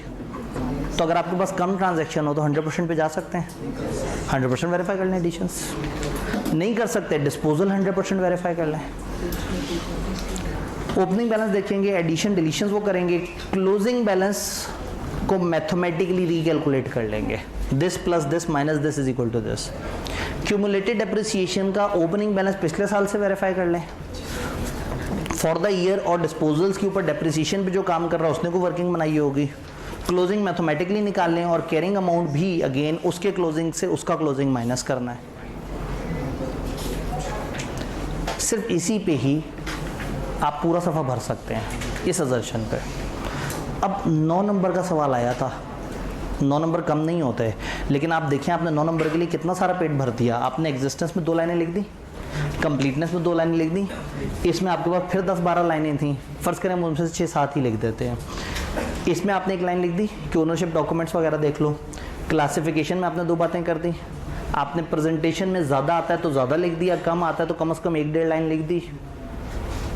अब एक तरफ एक बच्चा है जिसको कहा नॉन करंट एसेट की सब्सटेंटिव प्रोसीजर बताओ, और उसने 2-2.5 सफ़े पे बस लिखी जा रहा है। अपने जुमले भी रिपीट हो रहे हैं, कुछ उसे याद है, कुछ गप मार रहा है। एग्जामिनर देख रहा है, आवाज़ार हो रहा है, बोर भी हो रहा है। फिर अचानक से आया एक बड़ा सुलझा हुआ बच्चा, SBI का बच्चा। बड़े ही डिसेंट तरीके से उसने 6 हेडिंग्स बनाई हुई हैं। हर हेडिंग के नीचे 90 तोले 2 से 3 जुमले लिखे हैं। अगेन जो स्ट्रेटिफिकेशन से चलेगा वो मेहनत कम करेगा, नंबर ज़्यादा लेगा। याद है वो जो ऑडिटर 50 से एविडेंस लेता था और एक तरफ 20 जगह से 2-2 एविडेंस लेता था, तो जिसने भर दिए और 20 लाइनें लिख दी शायद उसको 6 से ऊपर नंबर ना मिले, क्योंकि एग्जामिनर की टिपिकल अजम्पशन है, क्योंकि वो हर तरह के बच्चे को डील कर रहा है और ज़्यादातर बच्चे अच्छे नहीं होते, तो उसकी अजम्पशन होती है कि ज़्यादातर बच्चे गपोड़ी हैं। एक भाई ने अजीब सा मुँह बनाया कि इसका क्या मतलब है, गप मारने वाले सब्जेक्ट को गपोड़िया कहते हैं, ठीक है। तो उसके जहन में होगा कि बच्चे गपोड़ी हैं, गप मारते हैं। तो एक अच्छा बच्चा उनमें से मुमताज़ कैसे होगा? मुमताज़ किसी खातून का नाम नहीं है। मैं थोड़ी सी भी उर्दू बोल दूं आप लोग मेरी तरफ ऐसी नज़रों से देखते हैं। मुमताज़ मतलब डिफरेंशिएटेड, सेग्रीगेट कैसे होगा भाजन? मतलब मैं यकीन करें मैं इतनी भारी उर्दू नहीं बोलता। मुमताज़ एक बड़ा कॉमन सा वर्ड है। उर्दू हमारी एग्जाम थी, ठीक है, मैं शर्मिंदा हूँ, ठीक। तो होगा ये कि जिस बच्चे ने लॉजिक से चला होगा, एग्जामिनर सोचेगा यार कमाल बच्चा है, इसको एग्जैक्टली पता है कि ये कौन सी लाइन से कौन सी अजर्शन वेरीफाई कर रहा है। हालांकि उन्हें नहीं पता ये तो अजर्शन की हेडिंग लिख के इसके दिमाग में प्रोसीजर आया है। तो एक तरफ एक बच्चा फेंकी जा रहा है। अब समझ आ गया है, अपनी ज़बान समझ आती है। तो और एक तरफ एक बच्चा बड़े ऑर्गेनाइज लेवल पे 6 हेडिंग्स में, हर हेडिंग के नीचे 2-2 3-3 लाइनें लिख रहा है और कुछ जगह ज़्यादा जज्बातियों के ज़्यादा भी लिख रहा है। वो सेग्रीगेट हो गया बाकियों से और पता लग गया यार ये अच्छा बच्चा है, इसको 9 नंबर में से 8 नंबर देते हुए बाजू नहीं लड़खड़ाएगा, क्योंकि हर हेडिंग का 1-1.5 नंबर तो देना ही पड़ेगा उन्हें। और कुछ नहीं तो कहेंगे इसने 6 अजर्शन बताइए, हर अजर्शन की हेडिंग देने का आधा नंबर तो दे ही दें, तो 3 नंबर तो वहीं से पूरे हो गए। अब बकाया 6 नंबर पूरे करने हैं तो 1-1, 1.5-1.5, 2-2 लाइनें और कुछ 3 जगह 3-4 लाइनें आपने लिखी हैं, नंबर पूरे हो गए। ना लिखते हुए आपको थकान हुई, आपको लगा आप एक पजल सॉल्व कर रहे हैं, आपको लगा कि मज़ा आ रहा है, ज़बरदस्त, ये कैसे वेरीफाई होगा, सोच रहे हैं, दिमाग इस्तेमाल कर रहे हैं, और सवाल होता चला गया। अब आप कह रहे हैं नहीं ये बात ज़रा ज़्यादा अजीब सी कर दी सर ने, हमें डर लग रहा है। तो कोई बात नहीं, आप घर जाके एक दफ़ा पहले सोचें नॉन करंट एसेट के प्रोसीजर इसी डायमेंशन पे, फिर क्या करें। किताब में मैंने यही अजर्शन बाय अजर्शन हेडिंग में इसके प्रोसीजर, मैंने क्या किया, आईकेप की किताब पकड़ी, आईकेप की किताब में कुछ जगह अजर्शन बाय अजर्शन था, कुछ जगह बिखरे हुए थे, मैंने उन सबको पकड़ के रेलिवेंट हेडिंग्स के अंदर क्लासीफाई कर दिया। तो एक अप्रोच बन गई। इस किताब में आपको मैक्सिमम ऑफ द प्रोसीजर, सारे नहीं, maximum of the procedure assertion by assertion heading में डिवाइड हुए हुए नजर आएंगे। आईकेप के आप पास पेपर्स देखेंगे तो कुछ जगह वो खुद ही मूड में बैठा होता है, कहता है मुझे अजर्शन बाय अजर्शन बताओ, तो जिसने रट्टा मारा हुआ होता है वो रुल जाता है। कभी वो कह देता है फलाना अकेली अजर्शन के मुझे प्रोसीजर बताओ, बच्चा कहता है मैंने तो रट्टा मारा हुआ था, मुझे अजर्शन का क्या पता। तो जो अजर्शन वाले फ्रेमवर्क पे चल रहा है वो हमेशा बाकियों पे एज ले जाएगा। तो कोई भी एरिया आपने पकड़ना है और आपने इसी तरह से प्रोसीजर लगाते शुरू कर देना है। हम कहते हैं non current liabilities, loan, long term loan, asset है, लाइबिलिटी है, इक्विटी है, इनकम एक्सपेंस है, लाइबिलिटी है। लाइबिलिटी अकाउंट बैलेंस होता है, class of transaction, loan exist करता था। अब यहाँ वो काम नहीं हो सकता कि लोन को फिजिकली वेरीफाई कर लेंगे, फिजिकल चीज़ तो नहीं है, एग्रीमेंट चेक कर लेंगे। क्या कोई और भी तरीका हो सकता है मजीद? ये एग्रीमेंट देख, मिनट्स देख लें जिस मीटिंग में लोन अप्रूव हुआ होगा, बैंक से पूछ लें, एग्रीमेंट इनके पास हो सकता है 2 नंबर बना हुआ हो, याद है जो बाहर से एविडेंस मिले और जो अंदर से एविडेंस मिले। तो अब आपको एहसास होगा कि कल चैप्टर 4 हमने क्यों पढ़ा था। हम बेस बना रहे थे कि हमें समझ आना शुरू हो जाए कि प्रोसीजर के पीछे साइंस क्या और आप डिफरेंट तरीके से किस तरह से चीज़ों को लेके चलते हैं। तो होगा क्या कि आप बैंक को ख़त लिख सकते हैं, आप एग्रीमेंट चेक कर सकते हैं, आप मुख्तलिफ तरह के मिनट्स देख सकते हैं। जी, रीपेमेंट स्केड्यूल से भी हमें काफ़ी हद तक पता लगा सकता है। जी क्या, हम इनफ्लोज वगैरह देख सकते हैं। अगर लोन एग्जिस्ट करता है तो कहीं ना कहीं एक बड़ी अमाउंट फाइनेंशियल्स में टकराई होगी, बैंक स्टेटमेंट पागल हो गई होगी उस दिन जिस दिन उसमें लोन आया होगा। ये लोन छोटा थोड़ी होगा, जो नॉन करंट लोन है ये कुछ करोड़ की गेम तो होगी। तो फाइनेंशियल्स में या बैंक स्टेटमेंट में एक बड़ी अमाउंट हिट होती नज़र आ रही होगी, हमें एग्जिस्टेंस पता लग गई। अच्छा, कंप्लीटनेस, जितने भी इन्होंने साल भर लोन लिए हैं सारे के सारे इसमें आ रहे हैं या नहीं आ रहे, या इनके आज तक जितने भी लोन है वो सारे कवर हो रहे हैं या नहीं हो रहे। एक तो इनके एग्रीमेंट्स देख लें डिफरेंट बैंक्स के साथ, पिछले साल की लोन्स की लिस्ट थी हमारे पास, रीपेमेंट स्केड्यूल थे, उनमें से सारे तो नहीं साल ख़त्म होने थे ना, तो देख लें उनमें से कौन कौन सा इस साल ख़त्म होना था और किस किस ने आगे तक जाना था। जिसने आगे तक जाना था पूछें उसका क्या बैलेंस है। और इंटरेस्ट से रिवर्स वर्किंग कर लें, भाई लोन छुपा लिया होगा, इंटरेस्ट तो देना पड़ा होगा ना, जब दिया होगा बैंक में से आउटफ्लो हुआ होगा तो नज़र भी आएगा। तो जितने भी इंटरेस्ट की पेमेंट्स हैं उनको देख के रिवर्स वर्किंग करके, ये अब एनालिटिकल प्रोसीजर है जैसे आप मैथमेटिकली रिवर्स वर्किंग कर रहे हैं, रिवर्स वर्किंग करके देख लें लोन कितना होगा। कुछ अप्रूवल्स हुए होंगे, कुछ मीटिंग्स में अप्रूव हुआ होगा, यानी आप उसका प्रोसेस समझें और उसमें जो जो डॉक्यूमेंट्स हैं उनको आपस में कंपेयर कर लें।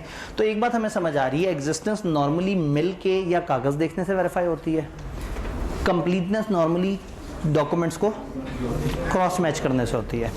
एक्यूरेसी, वैल्यूएशन, एलोकेशन, अब लोन की एक्यूरेसी या क्लोजिंग बैलेंस जो नज़र आ रहा है उसकी वैल्यूएशन किस तरह से होनी, लोन को फेयर वैल्यू पे रिकॉर्ड करते हैं, रिवैल्यूड अमाउंट पे रिकॉर्ड करते हैं, कॉस्ट पे रिकॉर्ड करते हैं या एनआरवी पे रिकॉर्ड करते हैं, ओरिजिनल पे हम रिकॉर्ड करते हैं। इसमें तो वो फनकारी करनी नहीं है कि इसमें प्रोविजन फॉर बैड डेट डालें, इसमें देखिए ना अकाउंट बैलेंस में से कुछ एज इट इज़ नज़र आते हैं और कुछ में आप फनकारी करते हैं, प्लस करके, माइनस करके, प्रोविजन रिकॉर्ड करके, रीवैल्यू करके, एनआरवी निकाल के। इसमें ऐसा कुछ नहीं है, ये आपने असल रकम पे रिकॉर्ड करना है।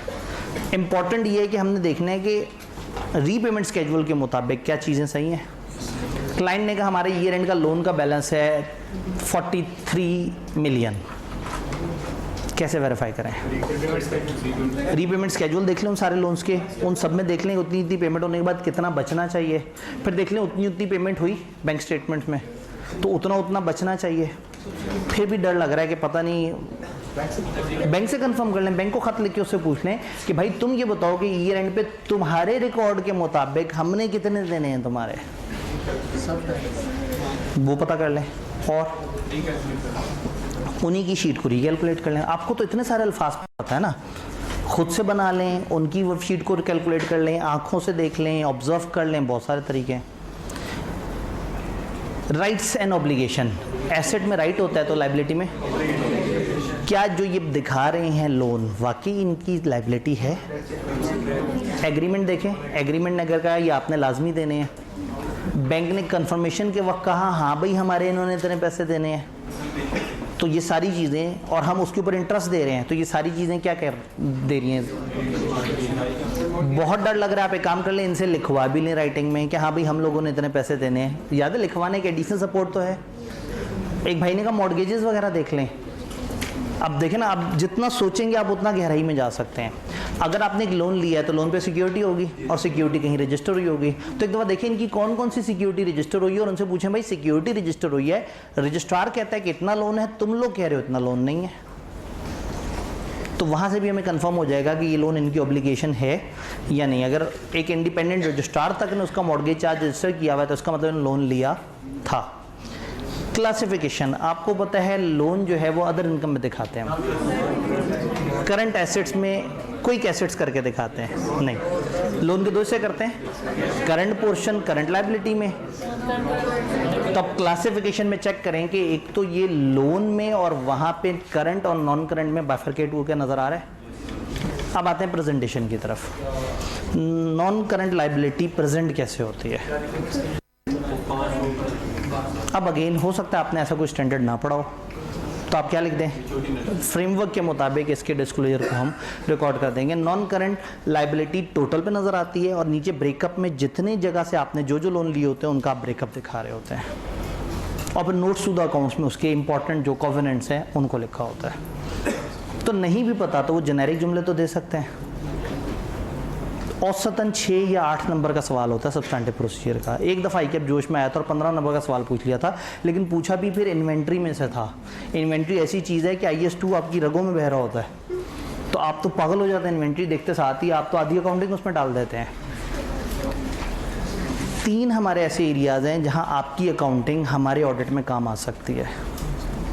रिस्क असेसमेंट के वक्त जब आपने देखना होता है कि कौन कौन सी एरियाज़ में रिस्क है, सब्सटेंटिव प्रोसीजर्स बनाते वक्त अगर आपको अकाउंटिंग पता है तो आपकी नफासत आ जाएगी आपके जवाब में।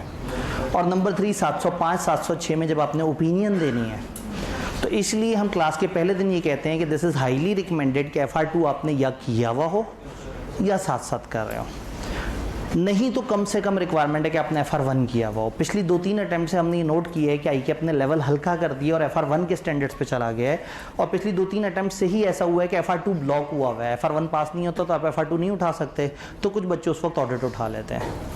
तो मैंने ये नोट किया है कि ICAP अब हल्के सवाल बना रहा है 705-6 के, यानी वो FR1 के स्टैंडर्ड्स को ज़्यादा फोकस कर रहा है, FR2 के स्टैंडर्ड्स को उतना फोकस नहीं कर रहा।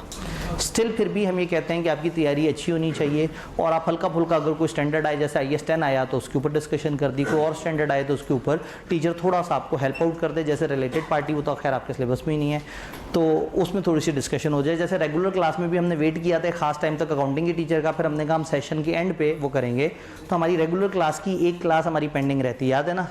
भाग तो नहीं जाएंगे? पता लगा इधर 3 अगस्त आई, 4 अगस्त आई, आप जनाब अपने अपने घरों को रवाना के महीने के हॉस्टल के ड्यूज़ बचाएंगे, घर जाके ऑनलाइन पढ़ेंगे, तो हमारी अगले हफ्ते में एक क्लास रहती है, वो हम लोगों ने करनी है, ठीक है? ये रेगुलर क्लास वालों से है, बाहर वाले जो हैं उनके साथ तो मतलब चल ही रहा है क्रैश कोर्स ऑलरेडी।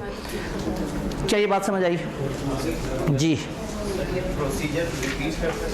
जी, प्रोसीजर रिपीट कर सकते हैं आप, डॉक्यूमेंट रिपीट कर सकते हैं, प्रोसीजर रिपीट नहीं कर सकते। असल में डॉक्यूमेंट रिपीट किस तरह से होगा? बैंक को खत लिखा एग्जिस्टेंस में, आप कहें हम बैंक को लेटर लिखें ताकि कंफर्म हो कि क्या ये लोन मौजूद है या नहीं। अब आपने एक दफ़ा और ख़त का जिक्र किया,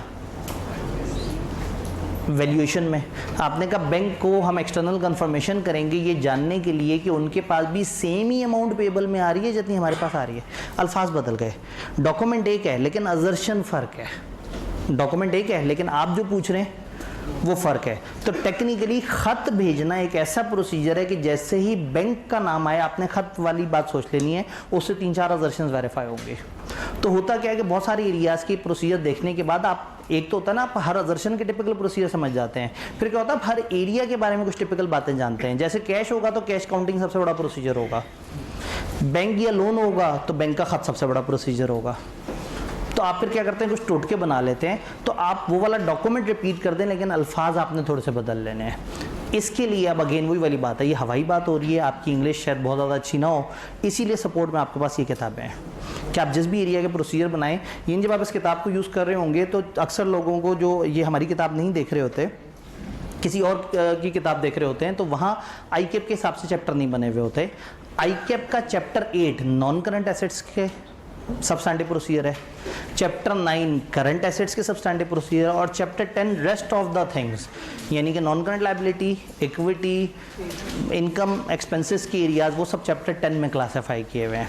इस किताब में हर चैप्टर के एंड पे, यानी कि जब किताब एंड होगी नोट्स वाला पोर्शन, तो तमाम चैप्टर्स के पास पेपर्स भी मौजूद हैं, और हर पास पेपर के एंड पे उसके सोल्यूशन और एग्जामिनर ने उसमें क्या जज्बात का इजहार किया था उसके कमेंट्स, और जब से मार्किंग स्कीम आ रही है तब से लेके अभी तक जिन जिन सवालों में आईकेप ने कहा था इतना लिखने के इतने नंबर, इस पॉइंट के इतने नंबर, इस पॉइंट के इतने नंबर, वो भी मौजूद हैं। ये किताब सॉफ्ट में आपके साथ शेयर थी, अब आपके पास फिजिकल भी मौजूद है, ऑनलाइन वालों को चढ़ाते हैं। फिजिकल बच्चों के पास फिजिकली किताब मौजूद है, ऑनलाइन वाले हजरात आप अपनी गूगल ड्राइव पे जाएं और वहाँ जाके डबल क्लिक करके रेलेवेंट जगह ओपन करके देख लें। तो अगेन आप अगर प्रिंट निकालना चाहें तो आप प्रिंट निकाल लें, हमने तो किताब पब्लिकली अवेलेबल की हुई है। तो ये बात समझ आ रही है। अगर ये क्रैश कोर्स ना होता तो मेरा दिल करता है कि 4 घंटे का एक सेशन होता और हम सारी एरियाज पकड़ के एक एक उस पर बात करते हैं। काश ऐसा होता है। संडे को आपको लग रहा है कि आप संडे को बच जाएंगे हमसे? हो सकता है सैटरडे वाला मेरा सेशन इतना लंबा चला जाए कि सर उसामा वाला सेशन संडे पे चला जाए। ठीक है, लेकिन चलें, बात यह है कि मैं आखिरी दिन एक ईमेल भी दे रहा हूँ। आप ये सारे तजर्बे करेंगे, आप एक एरिया पकड़ेंगे और सोचेंगे अच्छा चलो मैं इसके प्रोसीजर सोचता हूँ, फिर मेरी किताब में आके देखेंगे आप अगर 70-80% मैच करके, बहुत अच्छी बात है। क्योंकि मज़े की बात है इसका कोई स्टैंडर्ड ही नहीं है। मेरी किताब फ़र्क हो सकती है, आसिफ साहब की किताब फ़र्क हो सकती है, आईकेप की किताब फ़र्क हो सकती है, इब्राहिम साहब की किताब फ़र्क हो सकती है, हर किसी की किताब में अलग अलग तरीके से लिखा हो सकता है, क्योंकि कोई स्टैंडर्ड नहीं है। आप गूगल से सर्च करें कुछ और जवाब मिलेगा, चैट जीपीटी से सर्च करें कुछ और जवाब मिलेगा। चैट जीपीटी को ही कह दें, फर्स्ट करें एक एरिया पे कंफ्यूज हो गए, नहीं समझ आ रही इसकी कंप्लीटनेस कैसे वेरीफाई करूं, चैट जीपीटी से कहें मुझे सेल्स के अंदर कंप्लीटनेस असर्शन वेरीफाई करने के 3 प्रोसीजर बता दो, उसे ठग करके आपकी मदद कर देनी है। ठीक है, अगेन वो थोड़ा सा जब आप उससे जनरल सवाल पूछते हैं तो जनरल सवाल बताता है, जब आप बहुत ज़्यादा स्पेसिफिक होकर पूछेंगे तो वो बहुत ज़्यादा स्पेसिफिक हो गए। हो सकता है आप कहें मेरे जहन में कंप्लीटनेस का ये प्रोसीजर आ रहा है, बताओ क्या ये कंप्लीटनेस में आना चाहिए, और नहीं आना चाहिए तो क्यों नहीं आना चाहिए। जितना टू द पॉइंट, ये जो चैट जीपीटी है ना, इसके अंदर आपको प्रॉम्प्ट इंजीनियरिंग करनी होती है। चैट जीपीटी सबको बहुत अच्छा जवाब देता है, वैसा जैसा सवाल पूछने वाले का मिजाज है। सवाल पूछने वाला बहुत ज़्यादा ड्रिल डाउन करके डीप एक एक रिक्वायरमेंट छोटी सी छोटी अगर बताएगा तो चैट जीपीटी उसी हिसाब से टू द पॉइंट छोटे से छोटी चीज़ को जहन में रखते हुए जवाब देगा। और अगर आप उसे एक जनरल सवाल पूछेंगे तो एक ही सवाल 2 अलग अलग लोग जब चैट जीपीटी पे डालते हैं तो 2 अलग अलग जवाब मिलते हैं। तो चैट जीपीटी इस तरह की जितने भी एआईज हैं उसमें एक कॉन्सेप्ट होता है, उसको हम कहते हैं प्रॉम्प्ट इंजीनियरिंग। जो आप पूछते हैं ना, ये प्रॉम्प्ट कहलाता है।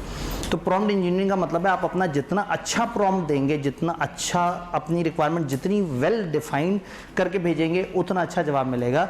चैट जीपीटी ऑडिट में बहुत हेल्प करता है। आप अपनी ड्राफ्टिंग पे मदद ले सकते हैं उससे।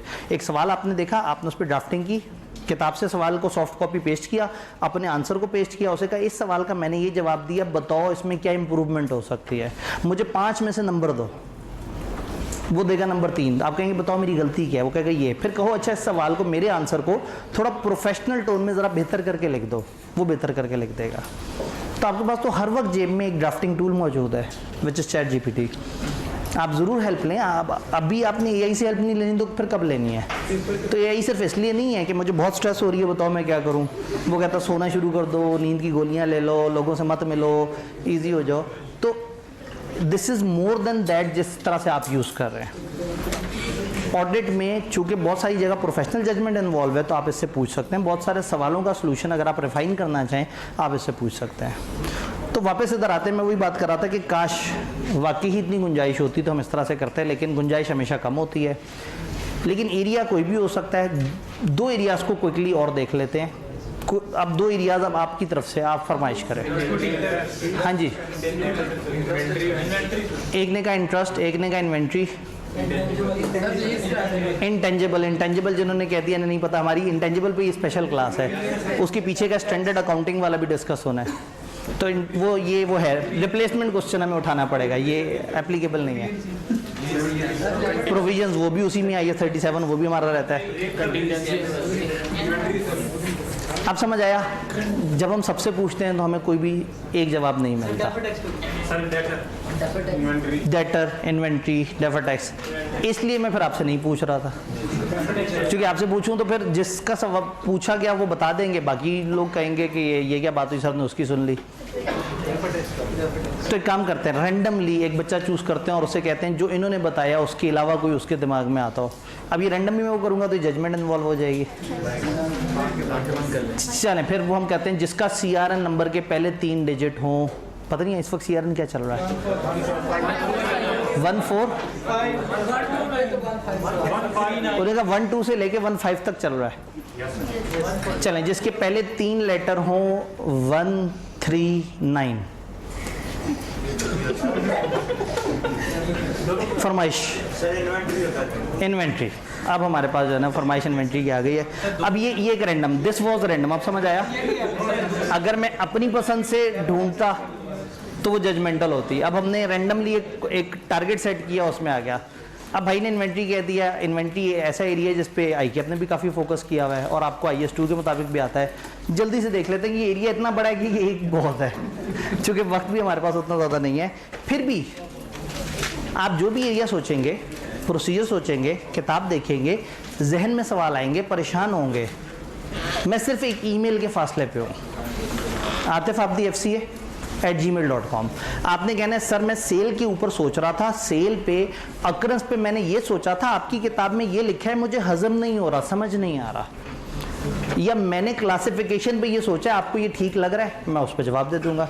तो रादर देन कि हर बंदे की फरमाइश पे हम यहाँ पे 5-6 घंटे का सेशन करें, आप में से हर बंदा मेरे साथ डायरेक्टली कनेक्टेड है। जिसने जो सब्सटैंटिव प्रोसीजर बनाया और उसको नहीं समझ आया उसने मेल कर दी। मोस्ट प्रॉब्ली इन दिनों जो लास्ट मंथ होता है, मेरी कोशिश होती है कि डेली बेसिस पे सब लोगों को उनके रिप्लाई मिल जाएं सोने से पहले पहले, उनके नहीं मेरे सोने से पहले पहले उनको रिप्लाई मिल जाए। तो हो सकता है वो सुबह फजर तक का टाइम हो, ठीक है। लेकिन ये है कि आप सवाल पूछें, ज़्यादा से ज़्यादा पूछें तो आंसर हो जाएंगे। इससे आप सबको हेल्प भी हो जाएगी और क्रैश का जो एक प्रॉपर पैटर्न है कि हम लोग को सिलेक्टेड टाइम ही दे सकते हैं, वो उसका भी एहतराम हो जाएगा। इन्वेंट्री क्लास ऑफ ट्रांजेक्शन है, अकाउंट बैलेंस है। जब 2 आते तो मेरी ख्वाहिश होती कम से कम एक ये होता, लेकिन चलें इन्वेंट्री अकाउंट बैलेंस है, एग्जिस्ट कर रही थी, फिजिकली वेरीफाई कर लें, किसी और के पास पड़ी हुई थी, खत बेच के देख लें। यहाँ रुक जाए, काम की बात है। हर वो एरिया जिसको आप फिजिकली वेरीफाई कर सकते हैं ना, उधर कंप्लीटनेस और एग्जिस्टेंस दोनों वेरीफाई हो सकती है। सिर्फ डायरेक्शन चेंज करने की ज़रूरत है। अगर आप क्लाइंट से एक लिस्ट मांगें इन्वेंट्री की और उस लिस्ट में से चीज़ चूज करके ढूंढें कि मौजूद है या नहीं, तो ये एग्जिस्टेंस वेरीफाई हो रही है। इसको कहते हैं लिस्ट टू फ्लोर। एक दूसरा तरीका भी हो सकता है, आप इन्वेंट्री की एरिया में घुस के कहें यार ये वाला इन्वेंट्री आइटम है, दिखाओ तुम्हारे पास रिकॉर्ड में कहाँ आ रहा है, ये है फ्लोर टू लिस्ट। जब आप उनकी लिस्ट को ढूंढते हैं तो एग्जिस्टेंस वेरीफाई होती है, और जब आप किसी मिले हुए को अकाउंट्स में ट्रेस करना चाहते हैं तो कंप्लीटनेस, कि आप कहते हैं जो था वो इनके पास रिकॉर्ड हुआ हुआ और जो इनके पास रिकॉर्ड हुआ हुआ है वो था। तो लिस्ट टू फ्लोर और फ्लोर टू लिस्ट, तो आप इन्वेंट्री के अंदर एग्जिस्टेंस कंप्लीटनेस दोनों जगह कहते हैं फिजिकल वेरिफिकेशन। इधर कहें फिजिकल वेरिफिकेशन और ब्रैकेट में लिख दें लिस्ट टू फ्लोर, इधर कहते हैं फिजिकल वेरिफिकेशन और ब्रैकेट में लिख दें फ्लोर टू लिस्ट। बात समझ आई? तो जिस भी एरिया में फिजिकल वेरिफिकेशन आ गई, आपके मजे लग गए, आपको कंप्लीटनेस जिसके अंदर हमेशा सबसे ज़्यादा टेक्निकलिटी होती है, आपको एक लाइन आइटम मिल गया उसका। अच्छा जी, फिजिकल वेरिफिकेशन कर लें, खत भेज दें, एग्जिस्टेंस वेरीफाई हो गई। कंप्लीटनेस, जितनी इन्वेंट्री है सारी रिकॉर्ड हुई हुई है। अब वही वाली बात, आपको इन्वेंट्री के फिर सारे कागज़ पता होने चाहिए। स्टॉक का कार्ड भी मौजूद है, जब दरवाजे पे आई थी उस वक्त भी कार्ड बना था, जब फैक्ट्री को इशू हुई उस वक्त भी कागज़ बना, तो जब आई तब कागज़ बना, जब गई तब कागज़ बना, जब फैक्ट्री को इशू हुई तब कागज़ बना, जब स्टॉक रूम में रखी तो कागज़ बना। तो bin card, goods receive note, good dispatch note, production के रिकॉर्ड्स, इनको आपस में रिकंसाइल करें, कंप्लीटनेस वेरीफाई हो सकती है। आप ओपनिंग बैलेंस पकड़ें पिछली दफ़ा का, साल की परचेजेस ऐड करें, साल की सेल्स माइनस करें, तो भी आपको पहुंच जाना चाहिए क्लोजिंग इन्वेंट्री की क्वांटिटीज़ पे। एक्यूरेसी, वैल्यूएशन, एलोकेशन, अकाउंटिंग आ गई, IS2 आ गया। पहले कहेंगे कि इन्वेंट्री किस पे रिकॉर्ड होनी चाहिए, लोअर कॉस्ट या NRV पे। तो फिर कहें अब मैं कॉस्ट वेरीफाई करूंगा और NRV वेरीफाई करूंगा। अब ये NRV कैसे वेरीफाई करेंगे भला? NRV कहते हैं selling price minus cost to sell. अब अगर तो बहुत स्पेशलाइज आइटम है और पता नहीं साल में कभी कभार सेल होता है, फिर तो एक्सपर्ट से पूछ लें या मार्केट से पूछ लें। और अगर डेली सेल होने वाला आइटम है तो 30 जून के बाद आपने कौन सा चले जाना है, यकम 2-3 जुलाई को कभी ना कभी तो सेल हुआ होगा वो आइटम, उससे उसकी सेलिंग प्राइस कंफर्म हो गई होगी, तो उसके सेलिंग एक्सपेंसेस भी कंफर्म हो गए होंगे। तो ईयर एंड पे जो इन्होंने NRV का हिसाब लगाया होगा, estimated selling less estimated cost, अब तो आपको एस्टिमेट की ज़रूरत ही नहीं, आपको तो real selling price, real cost of selling मिल गया। तो आप कहें ईयर एंड के बाद की सेल से मैं सेलिंग प्राइस और कॉस्ट टू सेल को ज़्यादा बेहतर एस्टिमेट करके एक अमाउंट तक पहुँच जाऊँगा। ये तो NRV हो गई। कॉस्ट, अब कॉस्ट में आप जाके कहेंगे भाईजान एक दफ़ा हमें समझना होगा कि ये FIFO पे चलते हैं या EFCO पे चलते हैं। जिस पे चलते हैं हम उसके मुताबिक रिकॉर्ड देखेंगे। अब रिकॉर्ड के अंदर आपके पास पिछली दफ़ा की इन्वेंट्री प्लस इस दफ़ा जितनी भी परचेजेज हुई और जितना माइनस हुआ, आप उनसे शीट लेंगे, वो वाली जो स्टॉक का एक पूरा कार्ड होता है, उस शीट को क्या करें, रीकैलकुलेट कर लें। उसमें सैंपल में कुछ आइटम उठा के, जहाँ उन्होंने कहा था स्टॉक इशू हुआ था, उस दिन जाके फैक्ट्री के रिकॉर्ड देख लें, स्टॉक इशू हुआ था। 3 जगह उन्होंने कहा परचेजेज हुई थी, उनमें से 2 पकड़े और परचेज की इनवॉइस देख ली, दरवाजे वालों से पूछ लिया कि माल कब आया था, उनको ट्रैक कर लिया। तो अगर कॉस्ट है तो फिर वो जो FIFO या EFCO की शीट बनी हुई है उसको रिकैलकुलेट कर लें और अंदाज़ा लगाएं कि इनकी जो कॉस्ट की अमाउंट है वो सही है या नहीं। फिर कॉस्ट और NRV को कंपेयर करें और जो लो है वो दिखनी चाहिए।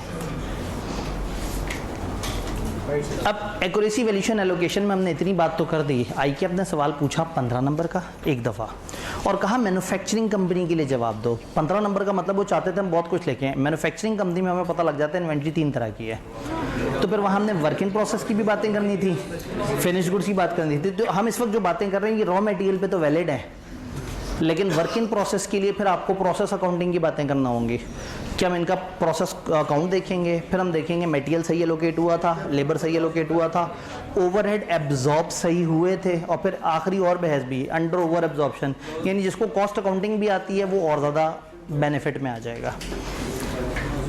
राइट्स एंड ऑब्लिगेशन, ये इन्वेंट्री हमारी है कैसे पता लगेगा? जो खरीदी हुई है, रॉ मटेरियल खरीदा हुआ है, उसकी रसीद होगी। जो वर्क इन प्रोसेस में पड़ी हुई है उस पर जो एक्सपेंसेस लगे होंगे तो उससे हमारा एक कैपिटलाइज एसेट डेवलप हुआ होगा, हमें वहाँ से पता लग जाएगा। और जो फिनिश गुड्स है उसका कोई इंजन नंबर होगा, कोई चेसिस नंबर होगा, कोई सीरियल नंबर होगा, उसका कोई हमने ख़ास उसको कोई मोनोग्राम दिया होगा, उसका कोई लाइसेंस रजिस्टर करवाया होगा, उसको कोई टैग दिया होगा, उससे पता लग जाएगा। क्लासिफिकेशन, इन्वेंट्री को हमने लॉन्ग टर्म डेट में दिखाना होता है, नहीं अकाउंटिंग तो आप लोगों को अच्छी आती है। कहाँ दिखाना होता है इसे 2 जगह दिखाना होता है। करंट एसेट में एसेट करके दिखाना होता है और कॉस्ट ऑफ गुड्स सेल में से माइनस करके दिखाना होता है। रेगुलर क्लास में अब बाकियों के सामने कहूँगा तो आप लोगों की नाक नीची हो जाएगी। तो मैं रेगुलर क्लास में बच्चों से पूछ रहा था कि मुझे इसका बताएं कि ये ट्रायल में डेबिट साइड पे होता है या क्रेडिट साइड पे होता है, तो बच्चों ने बड़े अजीब अजीब से मुनफरद जवाब दिए। फिर जब इसकी अकाउंटिंग पूछी तो हमें थोड़ी सी मायूसी हुई। तो ज़्यादातर लोग जो है ना परेशान होते हैं। तो इन्वेंट्री बेसिकली डेबिट क्रेडिट कहीं नहीं आती, ये एक एडजस्टमेंट होती है ईयर एंड की। ईयर एंड पे आप खर्चे में से उतना माइनस करके एसेट के तौर पे रिकॉर्ड करते हैं, और जैसे ही अगला साल स्टार्ट होता है आप दोबारा से उस एसेट को उठा के ओपनिंग स्टॉक के तौर पे कॉस्ट ऑफ गुड्स सोल्ड के अंदर खर्चे के तौर पे ऐड कर देते हैं। तो यानी कि क्लोजिंग स्टॉक कहीं डेबिट क्रेडिट पे नज़र नहीं आ रहा होता, ईयर एंड पे सिर्फ आपके खर्चे में से उतना खर्चा माइनस करते हैं जो बिका नहीं है। जो कि मैचिंग कॉन्सेप्ट ये कहता है कि अगर आपने 1000 चीज़ें बेची हैं तो उनके साथ 1000 चीज़ों का खर्चा शेयर करो। चीज़ें बनाई 1600, बेची 1000, तो आप तो कभी भी जीपी पे नहीं पहुंचेंगे, आपको तो लॉस हो जाएगा। तो 1000 सेल किए तो 1000 के खर्चे से मैच करो ना। तो जो 1600 का खर्चा उसमें से 600 का खर्चा माइनस करेंगे और उठा के कहाँ दिखा देंगे, इन्वेंट्री नामी एसेट के अंदर। तो ये बेसिकली क्लोजिंग इन्वेंट्री एक मूवमेंट होती है जिसमें हम खर्चे को थोड़ी सी देर के लिए कैपिटलाइज करते हैं और दोबारा उसको डीकैपिटलाइज करके खर्चे में ऐड कर देते हैं। तो अगेन क्लासिफिकेशन में आप कहेंगे कि इसको वहाँ पे माइनस करके दिखाना है और इन्वेंट्री के अंदर वो करंट एसेट्स के अंदर इन्वेंट्री में दिखाना है। इसका कुछ पोर्शन नॉन करंट में दिखा दें, नहीं ये करंट में। तो इसका मतलब क्लासिफिकेशन में आपकी जो कॉमन सेंस है, ये जो आप इस एरिया के बारे में जानते हैं, आप उसके हिसाब से बताएंगे प्रेजेंटेशन कैसे होगी। IS2 के डिस्क्लोजर्स को हम चेक करेंगे कि क्या क्लाइंट ने उसको फुलफिल किया है। अब अगर हमें नहीं याद आ रहा है डिस्क्लोजर, कोई बात नहीं, आपने कह दिया